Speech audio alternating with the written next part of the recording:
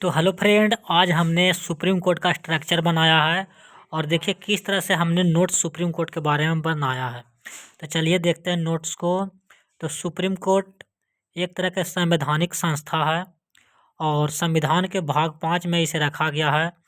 और supreme court के बारे में चर्चा आर्टिकल 124 से लेकर के आर्टिकल 147 तक सुप्रीम कोर्ट के बारे में किया गया है।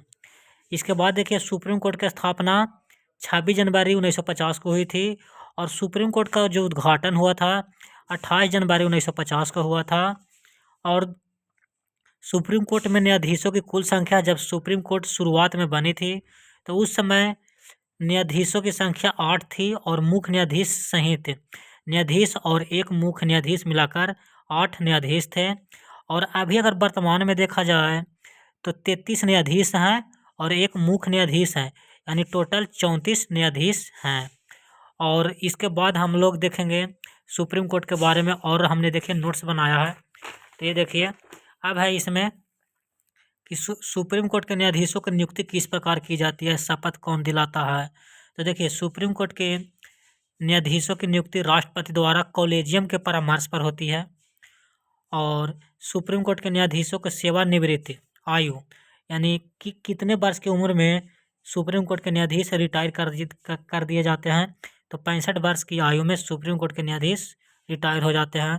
और जब न्यायाधीश बनते हैं तो उनको शपथ कौन दिलाता है, तो राष्ट्रपति शपथ दिलाते हैं।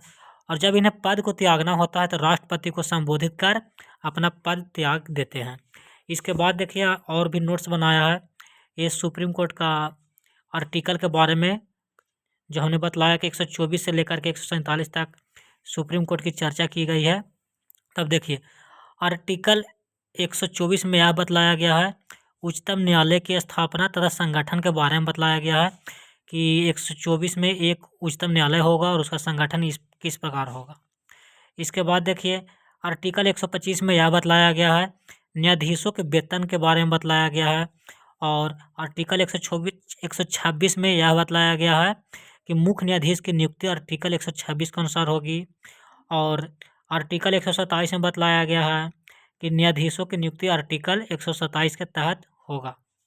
इसके बाद हम लोग कुछ आर्टिकल और देखेंगे, जैसे में आर्टिकल 129।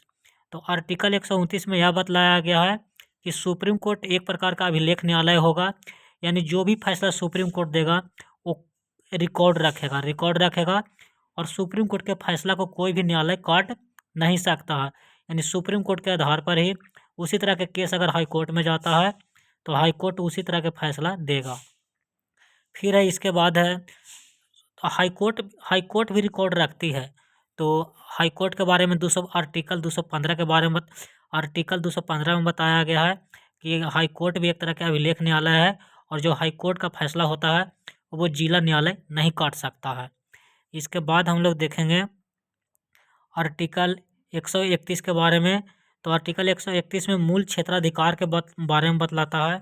और आर्टिकल 137 में यह बतलाया गया है कि उच्चतम न्यायालय द्वारा पूर्ण विलोकन, यानी आर्टिकल 137 में यह बतलाया गया है कि सुप्रीम कोर्ट कोई फैसला देता है तो उस फैसला को अगर सुप्रीम कोर्ट लगता है कि इस पर विचार करना चाहिए, चेंज करना चाहिए विचार को, तो आर्टिकल 137 के तहत वो अपना विचार को भी चेंज कर सकता है। जैसे में सुप्रीम कोर्ट ने एक बार कह दिया था कि मौलिक अधिकार में चेंजिंग नहीं हो सकता, लेकिन फिर बाद में चेंज किया गया कि मौलिक अधिकार को चेंज किया जाएगा, लेकिन उसमें नेगेटिव चेंज नहीं होना चाहिए, जो भी चेंज होना चाहिए वो पॉजिटिव चेंज होना चाहिए। इसके बाद देखिए आर्टिकल 143 में बतलाया गया है राष्ट्रपति को परामर्श करने की शक्ति है सुप्रीम कोर्ट से। अगर कोई मामला पर राष्ट्रपति को अगर सलाह लेना है तो सुप्रीम कोर्ट से राष्ट्रपति सलाह ले सकता है। और ये परामर्श करने की शक्ति है जो अमेरिका और ऑस्ट्रेलिया के संविधान में यह नहीं है, तो राष्ट्रपति सलाह नहीं लेता है।